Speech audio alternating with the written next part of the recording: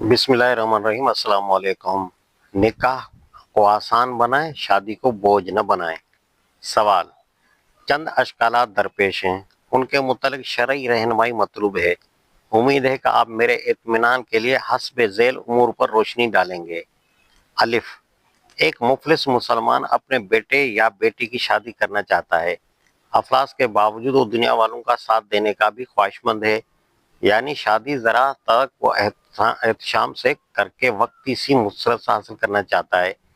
ऐसे शख्स की रहनुमाई कैसे की जाए? बे: एक मकरूज मुसलमान जो तमाम असासा बेच कर भी कर्जा अदा करने की इस्तात नहीं रखता, अगर अपने बेटे या बेटी की शादी करना चाहता है और फरीक सानी की तरफ से ऐसी शराइत सामने आए जो बहरहाल ज्यादा खर्च की मुतकाजी हूँ, तो उसके लिए क्या राह अमल है? जीम: उमूमन लड़कियों की शादी के मामले में इंतजार किया जाता है कि दूसरी तरफ से निस्बत का पैगाम आए।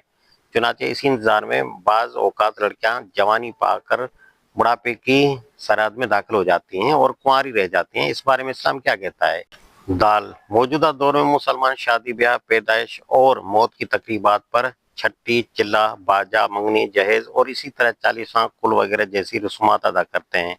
उनकी शरीयत में क्या हैसियत है? जवाब: अलिफ: ऐसा शख्स जो खुद जानता है कि वो इतना खर्च करने के काबिल नहीं है और फिर महज दुनिया के दिखावे और अपनी गलत ख्वाहिशात की तस्कीन की खातिर अपनी चादर से ज्यादा पाँव फैलाना चाहता है, वो दरअसल जानबूझकर अपने आप को मईशत के गड़े में गिरा रहा है। अपनी गलत ख्वाहिश की वजह से वो या तो सूदी कर लेगा या किसी हमदर्द की जेब पर डाका डालेगा, और अगर उसे कर्ज हंसना मिल गया जिसकी उम्मीद कम है तो वो मार खाएगा। इस सिलसिले में खुदा जाने कितने झूठ और कितनी बेईमानियों का इर्तिकाब होगा। आखिर ऐसे शख्स को क्या समझाया जा सकता है जो महज अपने नफ्स की एक गलत ख्वाहिश की खातिर इतने बड़े गुनाह जानबूझकर अपने सर लेने पर आमादा है?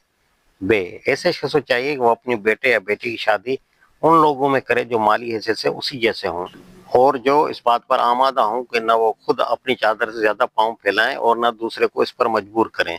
अपने से बेहतर माली हालात रखने वालों में शादी की कोशिश करना दरअसल खुद को बिलावजह मुश्किलात में डालने के मुतरादिफ है।